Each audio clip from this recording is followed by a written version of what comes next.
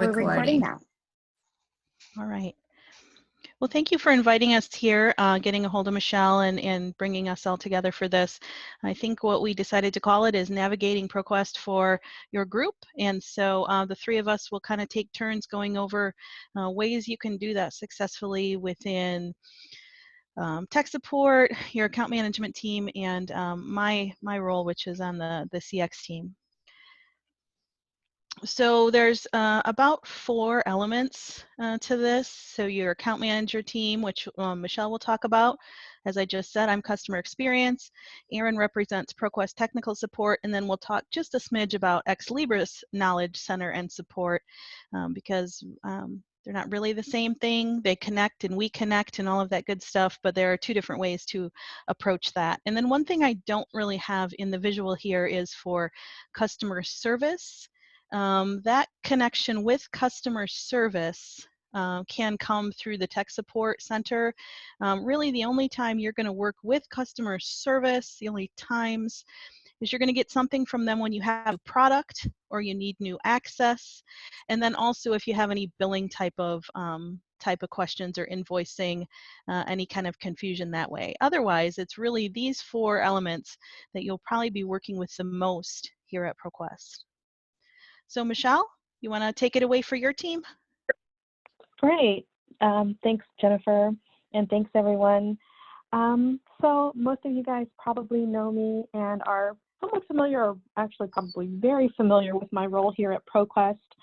But as a member of the account management team, we address the sort of really the overall big picture of your ProQuest account, especially from the standpoint of sharing updates on new products, analysis of product needs and gaps, updates on existing product suites and renewals. In terms of updates on product suites, the existing product suites, some common questions that we get would be around new naming conventions, or this year you may be impacted by a product simplification.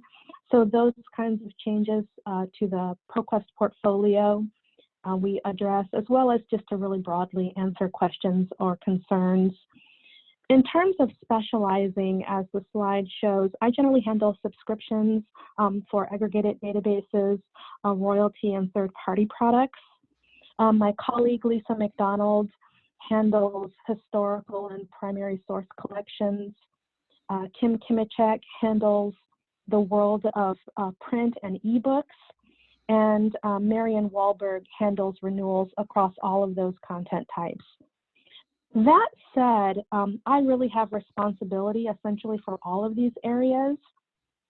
And on the account management team, we have overlapping areas of responsibility so that we can provide just a broad base of support to customers. And so at the same time, there are certain individuals and products, which we will really be talking a lot more about today, that are dedicated to support. My role and the historical collections and books roles do involve intense travel, which can kind of slow things down during especially busy periods. That said, I generally just encourage people, if you can't think of where a request should go, I just encourage people to contact me. I'm happy to facilitate issues for you. And you can copy me on any emails regarding renewals or on any issue that goes to the account management team. Generally, that's what a lot of our librarians and contacts do, which is wonderful. And so really that's just kind of a broad starting point for us in terms of the account management team. And hopefully, in the next portions of the presentation, we can, take a little bit of a deeper dive into escalations and then also support from our perspective.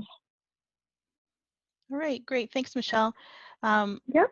So my team, or the team I work on, is customer experience, and I'm my official title is training and consulting partner. I believe I've talked with a few of you either via email or probably via email. Haven't done any on-site work as of late. And what a lot of people do is focus on the part of my role that is training, and I'll show you in just a minute some of the other ways that I can help you. And also, you may have talked with Phyllis Johnson. She's part of my team as well. She's what we consider a customer experience manager. She usually works if you have questions on usage, or she works with a lot of our states that have consortial needs, which we don't have in terms of, say, multiple usage here. I know we work with MCLS and others, but she would be the person you would want to talk to if you had any questions on what you're seeing when you're pulling usage or anything like that.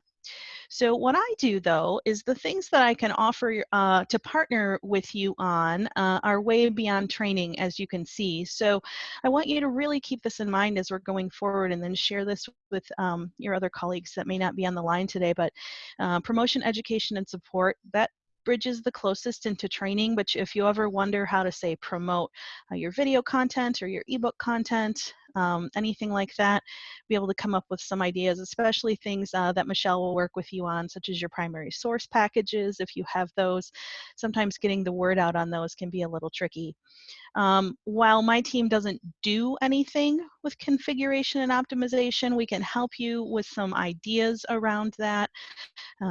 For example, if you're a summon user and you're not taking advantage of that right-hand panel to promote things that may not be discoverable, another, say, Ancestry or something like that, or an open source collection. Or in Primo, for example, if you use that, you don't use what I call the on-ramps and the off-ramps, the little orange arrows that can help students citation chain to different things.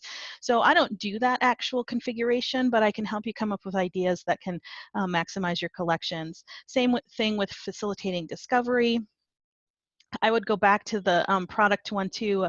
Lately, I've been talking to a lot of people about their ebook central settings, their lib central settings, and especially since we have owned titles, which have a little more access nowadays. And do you know if you have your settings correct, and what do alerts mean, and all of that kind of stuff. While I mentioned Phyllis is our usage guru, I do have some information on getting you started with usage. We're going to have a Counter 5 page up pretty soon. But really that's and I would connect you probably with Phyllis in that regard. And then if you do have some challenges with information literacy, which I don't think a lot of people here in North America necessarily do, but since we're a global team, we want to offer that type of assistance and partnership with you as well. So really what it is in all 5 of these buckets, it would be a way just to brainstorm ideas, what we've heard, what you've heard, just a way to help you in a way other than just the word training. And then many of you have seen this already. We have our LibGuides, but one thing we've added in the past year and a half is what's being highlighted right there in light blue is what we call our product education tabs. And those either have recorded webinars, things we get from the product teams, and our team spends a lot of our energy and time making e-learning modules. And so these are short 3 to 5 minute segments that you can use, your users can use. You can give to someone if you don't have time to help them at the reference desk. Nowadays, if you're doing a lot of distance chat or different distance reference, you can refer them to these pages. And so these would be on, the example I'm showing is for eBook Central, but we have them on most of our LibGuides now. And that's a real enhancement for us because people then can get just-in-time knowledge rather than having to wait for, say, a specific webinar to come up. All right, Erin? Oh, wait, this one's still mine, I think. I was just going to show you that here's the page, and these are some things Erin's going to talk about from the tech support point of view. But just when you go to this support.proquest.com page, you have a little information in the upper left where you can find your cases, where you can find different support.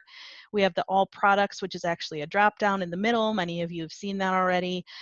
You can log in up at the top for your cases. There's different ways to submit a case that Erin will talk about, to request training by chat or phone, and also in the gray at the bottom is where you can do the case, chat, or call as well.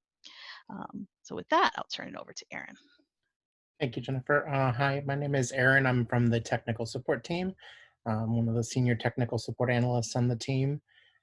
We provide a variety of different tech support options for for you as the customer. Um, for when you feel like you find an issue where or a question that may go beyond what you can ask your account rep or your CX team. Most of the time, if something does go beyond those two avenues, they'll forward you to us anyway for best assistance. And we also provide you with a communication channel to our development and product management team when questions go even beyond our ability to help. We provide this in a number of different ways, primarily through the web form, which is at the support.proquest.com portal that Jennifer just showed you. You can also access the other support methods there, including phone and chat. Email, we don't have an email section of the support center, though email is a possibility for librarians and customers to use if needed. If they have issues with the other support forms or email is just more convenient for you, we do have email addresses that you can send to our various teams, which are outlined here. As a number of our products have different support teams and different support groups, we do have different emails for those separate teams. Some of them go to the same place, like ProQuest Academic, Alexander Street, and Bowker are all handled by my team and my other 10 colleagues. RefWorks goes over to the Exlibris side, as RefWorks is on the Exlibris group side, and that they also support the Pivot product as well. And then we have a separate ebooks team that handles eBook Central and any customers that migrated from EBL or eBrary into the eBook Central platform. And there is some interoperability questions, like with ProQuest One Academic, you'll have both ebook and ProQuest academic questions, and sometimes there can be some confusion as to which area to start that with. And we would usually recommend that you start with us first, and if it does end up becoming an ebooks question, we can always share the case over to the ebooks team to help better handle. And my team generally tends to route a lot of cases that come in for the different support teams, so it's always best practice. If you don't know what support team to send it to, you can just start with the tsupport@proquest.com and we'll get it to the right place. If you can go to the next slide, please. So this is an example of what it looks like to submit a case via the support center. It does cover the majority of our platforms here, and they will route to the appropriate team depending on what platform you select. If a platform is not listed here, it either may be under the Exlibris platform selection, which is where a lot of our Serial Solutions, Exlibris, and RefWorks products are, or it may be a product that is a part of one of the other platforms. So you can always select ProQuest Academic as the primary platform and we'll reroute if needed. Or you can just choose Support Center as the case and it will get dropped into our catch-all where it will be rerouted to the appropriate spot. The Support Center is also very good for finding articles that may even answer your question before you need to submit a case. You can search the Support Center for what you're looking to find out about, and you may have an existing support knowledge base case out there that will answer your question. Or if you need more detailed information, you can at least reference that case when you submit your ticket. And there is chat support there. That's rather limited depending on the product, as not all of our product teams have embraced the chat support yet. It is available for ebook support, for dissertations, and for ProQuest Academic, but I believe that is currently the only products that support chat at this time. And it's also dependent on availability of the support rep. Some hours we may not have enough people staffed to be able to handle the chat, so it will indicate to you if the chat is not available and encourage you to try us through one of the other contact methods, either submitting a case or through phone. And the phone support area will also provide specific phone numbers for the different platform teams if they are different, or we have one queue that will give you the different options for how to get to a specific team member on that support team. Next slide, please. We also want to emphasize our product status screen, as this is a great first place to go to if you start noticing problems with the platform, either timing out, giving you weird HTTP error messages, or if you just want to know if the site is down. You can come to this area and it usually will be pretty up to date within about up to a minute of a service going down. This is usually updated with a warning message or an outage status message from our DevOps team when they notice an issue with the platform. And it can provide you with some details on what's happening with the platform, whether it's specific to certain features, as we sometimes have issues where maybe the platform is accessible but search isn't working right. You'll see what specific function is being impacted by the outage, and if we can provide any time frame, we will provide it through this section. And you can always certainly contact us through the various communication methods if you need more information on when the system might be back up. Most of the time, though, outages are very brief. We try to keep them as brief as possible because we want to keep the site up as often as possible for our customers. So most often than not, if an outage happens, you may not even notice it happen, or it will be within a matter of a few minutes to maybe at most an hour. If an outage lasts longer, you can certainly check this screen to see how long it's lasted and when it started and when we hope to have everything back up. Next page, please. Now, you may find out that you're wondering when to contact technical support or when to contact your sales rep or CX team members. I'm providing a fair number of examples here that will cover most typical options of when you want to contact technical support rather than your account rep or CX manager. With the exception of usage statistics, most of these will always be routed to technical support. Because we're best able to answer the questions. We're also best able to assist you with issues when they occur. Usage statistics can be handled by the CX team as well, depending on the questions. If they get more in depth into how usage is handled or issues with usage, they may be rerouted to technical support to better handle those particular questions or to further assist you in understanding what's going on with your usage statistics. Or if you need access to the admin or usage portals for the products, those will usually also be routed to technical support.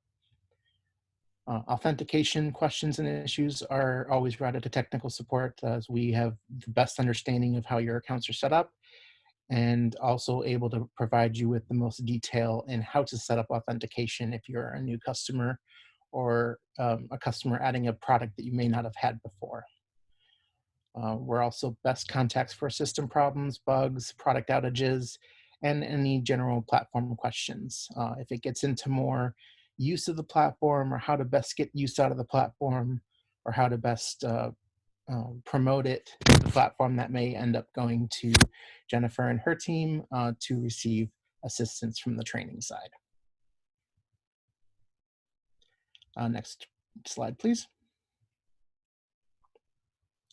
If your issue does get to a point where you feel it may need to be escalated to one of the product managers or to the development team, that will also be handled through technical support, as technical support is generally the primary communication line between you and our product management and development teams.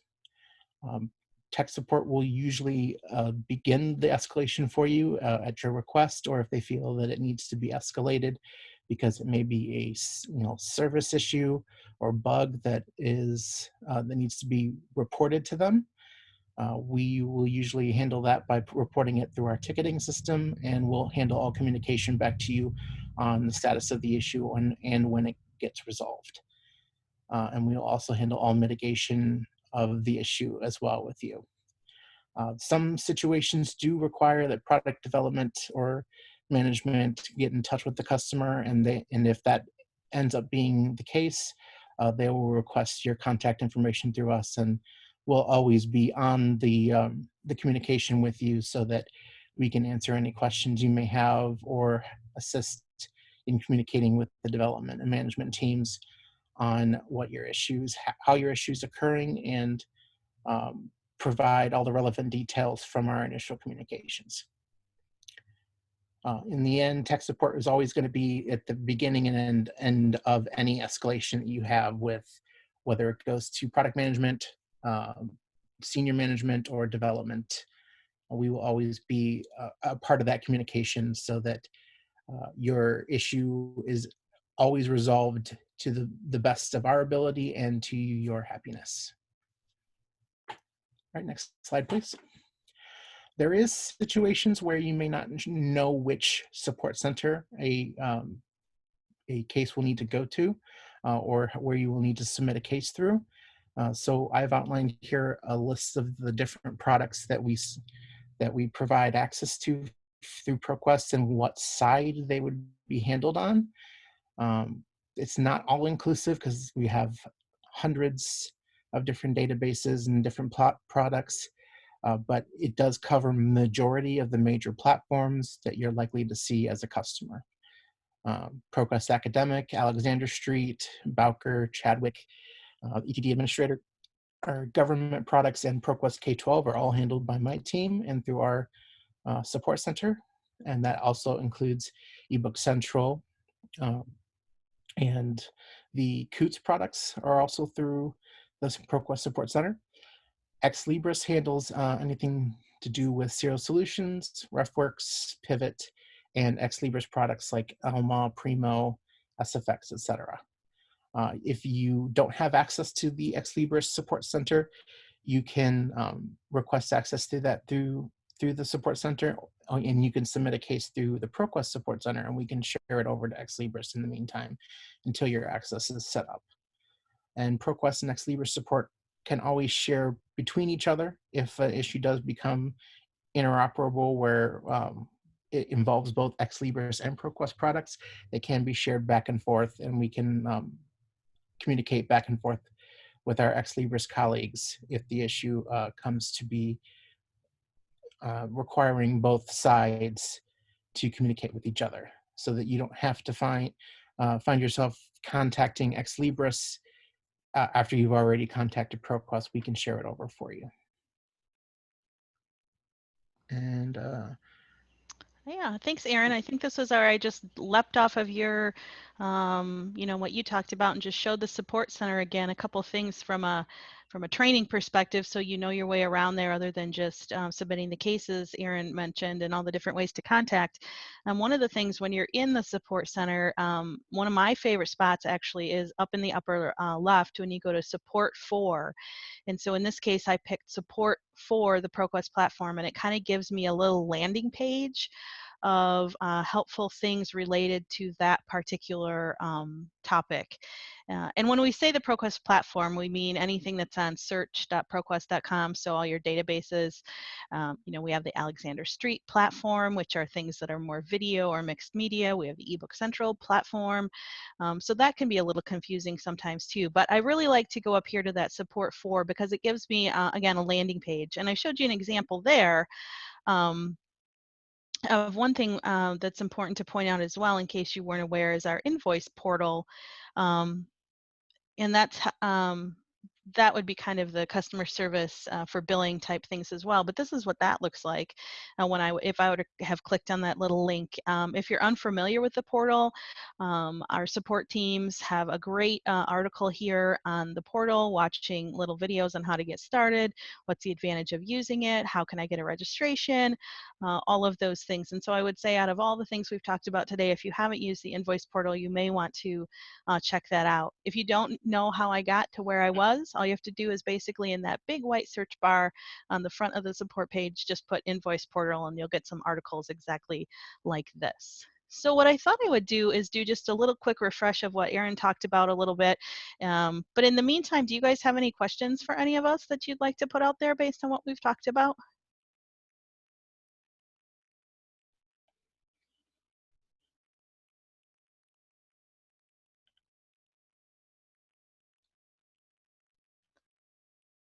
Is that a no? Okay. Let me stop sharing, make sure I'm sharing the right screen here. There we go. All right. So here's where we were. That's support 4, and it gives you all of those things. You know, I particularly like the one for Oasis because I train on that quite often, and I find that it's really helpful to go here and simply see some familiar topics and get some more for there.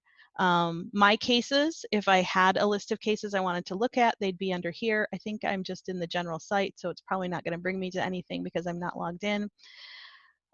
These are the areas Aaron talked about right up here in the upper right, the submitting a case. We have a form for our team for requesting training to do chat and phone. Here's also a link to that Exlibris support portal, all of the LibGuides I mentioned. We have a new training webinar page too, so that is there if you want to look at that. It's much easier to navigate, and I'm so happy that it's there. And then down at the bottom is where you can go to submit a case, chat, or call. So again, this is what Aaron showed you to submit a case. And remember, he mentioned to you kind of if you're not sure, pick ProQuest Academic. That's the ProQuest platform. And they'll get it to the right place. You never have to worry that if you pick the wrong thing, it's not going to get to the right place. What this just does is kind of determine what the next questions might be and gets it routed to the general area. We use the same menu when we're doing our trainings. We fit them into different categories as well. So if I pick academic, the product is just that because it really is a platform category. What's happening with you? Training request is also there. I love that part. Usage, technical inquiry, etc. Your name, your library, a little message. I believe the form, if you request training, is a little bit different. It asks you about how many people you were thinking of, what do you need. We can test another one just to see, for example, what it looks like. Let's go to books and ebooks. There's an example. Maybe you need LibCentral information. That's the back end for that. So that would change that. And then you submit it and our team gets back with you. And most of you who have gone through that know exactly how that works. I find our team really helpful in that they follow up again in case they don't hear from you. And I've worked in a lot of customer service areas in my life and that doesn't always happen. So I'm really glad about that. Now that we have this up, do you have any questions about what you're seeing here? I did see a question that came through on chat. Okay. Let's see. Are you able to see that one, or do you want me to read it? I actually saw Okay. the question. It was from Leanne about what happens on my end when we receive a support ticket and what are the steps that we go through on the back end. It depends on what product the support ticket is for. It will vary depending on the product, what troubleshooting steps we start with and what the issue is with regards to the support ticket. But usually most of the cases we get are access issues. So when the customer either sees a login page or doesn't see what they're normally expecting for a product, the first thing we look at is, are they accessing from on campus or are they accessing from home? We sometimes can gather that from the support ticket based on what the customer tells us. They'll be able to say, I'm accessing from home or I'm accessing from my library's website. And it also will depend on what the product is. And we always double check, one, that the product is active and that we have authentication set up for them for the method in which the person is accessing. So if they're accessing from like a proxy server and they say they're accessing from their proxy, we can usually pretty quickly through our own searching of the customer's website, find their proxy server. We can check from the proxy's address what their IP address is and make sure that that IP address is registered. All things we can do before further asking the customer additional questions if we can't find an answer to their problem. Most often than not, most customers provide us with enough detail that we can at least try to fix the problem before responding to them to see if that helps.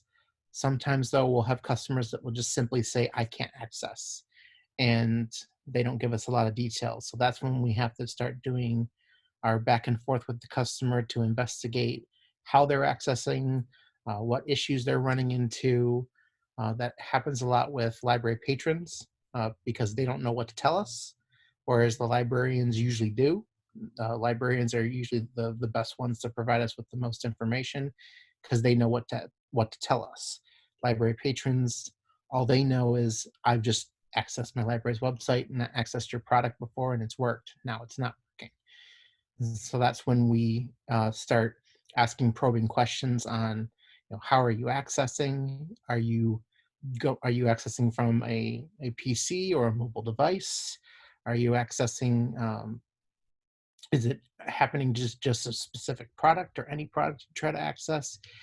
And we also try to determine if the patron is actually going through the library website or if they're just Googling ProQuest and going to the product that way, because that often happens. They hear that their library has a subscription to ProQuest, but they don't know the proper way to access. So the first thing that comes to their mind is to just Google ProQuest and access it that way. And we're making improvements on our landing pages so that if customers do that, they have an avenue to get to the proper authentication method. We do now have a lookup tool on our homepage that not only on ProQuest.com, where they can perform a search and it will take them to the ProQuest platform, where they can log in via their institution's name or even their email address. We are now also searching customers based on their domain name. So if, let's say, a academic student is accessing through the University of Michigan, they get to the landing page for ProQuest and it asks them to put their library name or email address, and they put their U of M email address in. It will notice that they're coming from umich.edu and say, okay, they're a University of Michigan Ann Arbor customer. We're going to immediately put them into U of M's account, which should be set up to automatically redirect to their appropriate authentication.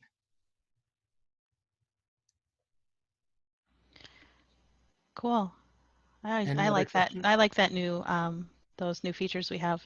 What else? I'm not looking at the chat, so if you guys see anything or if anybody wants to ask any more intriguing questions. That's the only question I've seen come in so far. You might be able to continue with your live demo and we can go back to questions after the next bit. Yeah, I actually didn't really have a lot after that just for Q&A, but since we do have a live experience up here, does anybody want to see anything about anything, I guess, since you have your account manager here, you have a tech support person, you have a trainer. So if there's anything you would like to ask us, we'd be glad to help. Next question came in was, what are the top things to include other than what is available in the dropdown on a ticket? That's a great question. And especially for technical support, that's very helpful. Especially when you run into an issue where you're trying to describe what your problem is, the most detail possible is always recommended. As far as I know, there's not a hard limit on the description section for the case. So if you are running into an authentication issue, if you provide us with the link you're using, whether you're on campus or off campus, if you're an academic library or a public library, you can provide us with that detail. The question came about uploading images or video. Attachments are possible with the case. It actually doesn't ask you to include attachments until you get to actually submitting the case. So after you fill in everything here and submit the case, it will give you the option to add attachments after the case is submitted. There is a hard limit on size for attachments. I believe it is up to 25 to 50 megabytes. So if it's a video, if you use like a screen sharing program, most of them have options for uploading it to a Dropbox or to a hosted website that you can link to. Those would be the best options. But screenshots are definitely encouraged. And we love it when customers provide us with screenshots because it makes it easier for us to see the crux of the issue. And oftentimes screenshots will give us all the detail we need in a case. So definitely provide screenshots when available or when applicable, and that will greatly improve us finding a resolution to the case.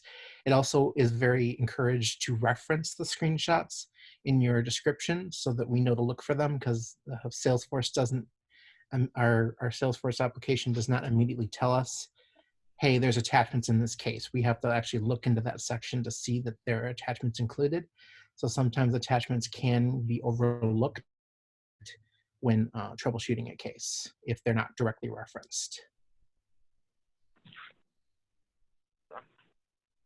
Erin, how long does it usually take before, oh, you know, if I see there are other questions, I can default to those.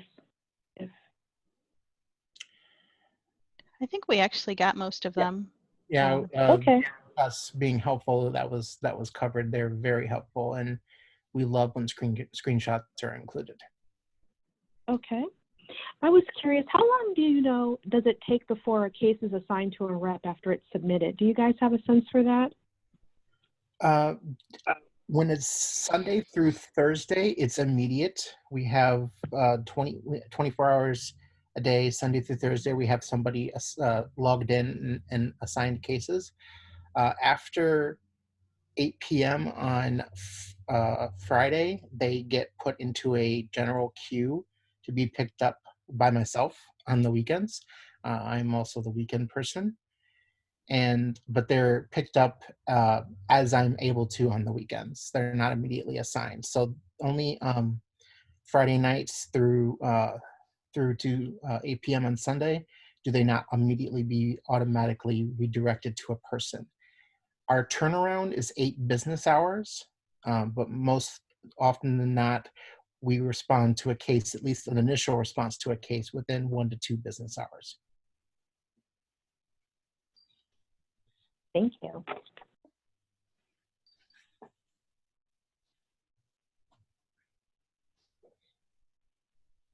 And we do have a voicemail box, so if you call in and a rep is not available, or it's after hours, depending on the day, it will bring you to a voicemail system, which a voicemail will immediately create a ticket in the ticketing system and will be assigned to a rep if a rep is available.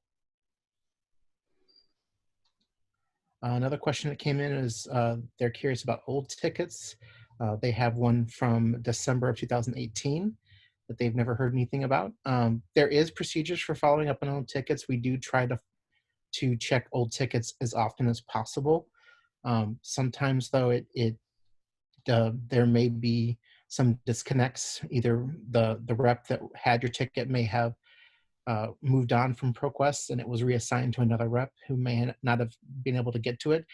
Always, if you're concerned that a ticket hasn't been responded to, you can reply to the case, and if it's still open, it will reopen that case to the rep to respond to you, even if it's a request for status update. Some of our development tickets do take longer than normal to get processed because our development team has to prioritize issues depending on how common the issue is, or how much of a system or how much of a problem it is for the customer. They do prioritize certain issues, and some issues may just be determined as enhancements and when they can get to them and add them to the platform. So some tickets do go longer than normal.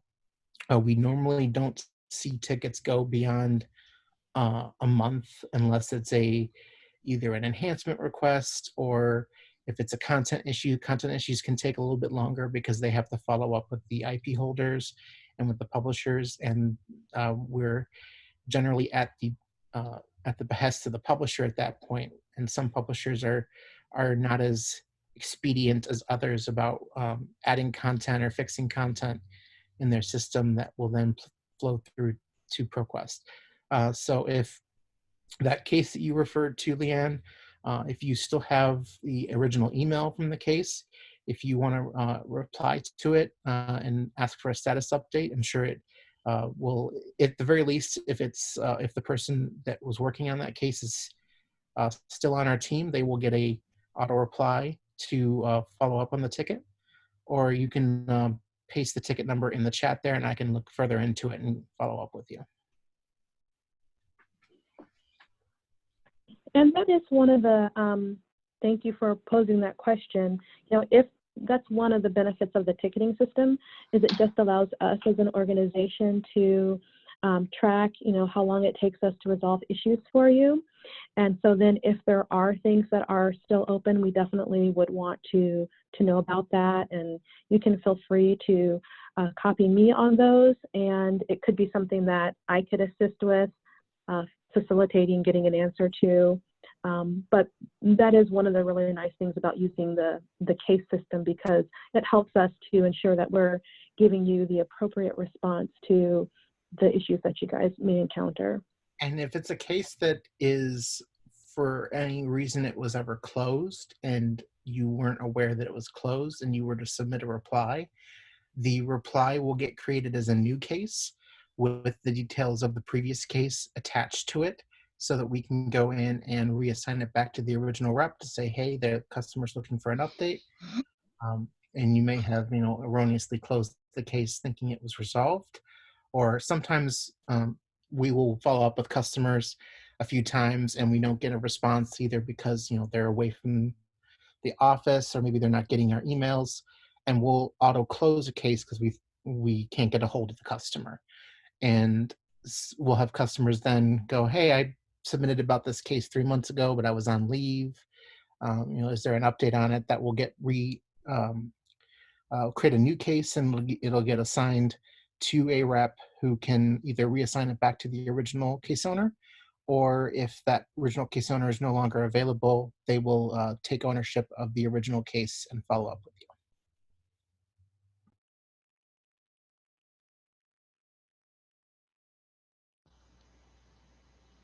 Great questions. What else are people thinking about? When Aaron was talking a little bit ago, I went to this more resources here and just took you over to the Exlibris support portal. This is what he mentioned, that you can come over here. Here's their submit a case, this side of the business. Theirs is a little different in that you have to have your login first. And that's where Aaron mentioned, you know, if you don't know this, if you have a question, until you can get this, you know, what this is, you can always send it to his team or our technical support team, and they will be able to share that over. There's reasons that Exlibris does it this way. We use the same type of system, but it's just set up a little bit differently. Any of you that have used both systems know that the communication's a little bit different. It tracks a little bit different, but this is the page for that. And I will say that there is tons and tons and tons of helpful information here. Sometimes it's even a little too much, but this is their center in case you've never seen that. And Aaron shared that little table with you as to kind of what goes where. And if you don't know, just ask and we'll get it to the right place.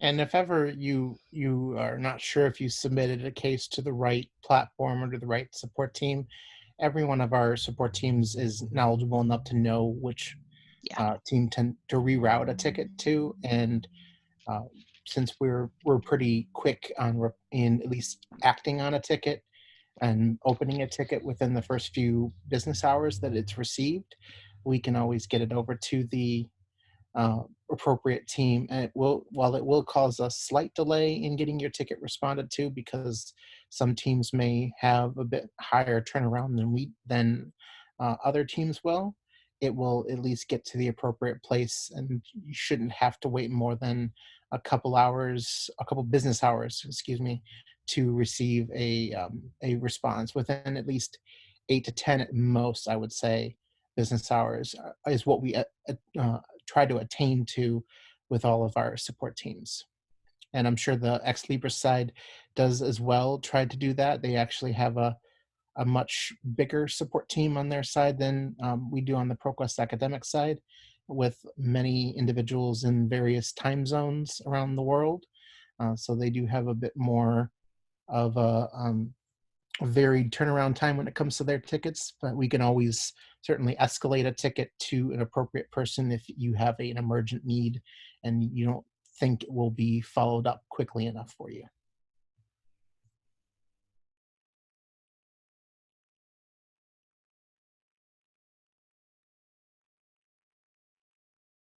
Any other questions for technical support?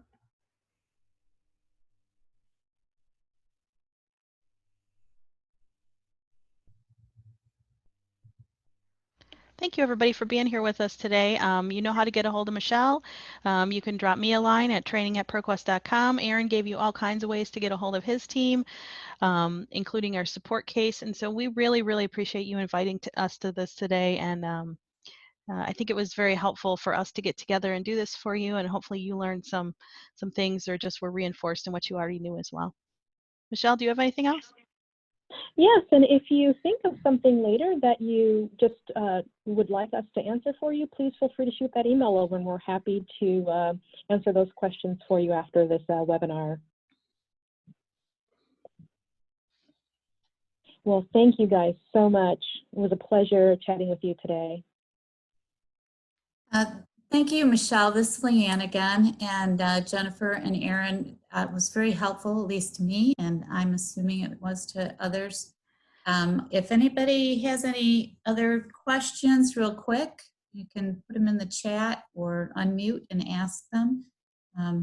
Otherwise, I really appreciate the time you guys took to put this presentation together and present to us.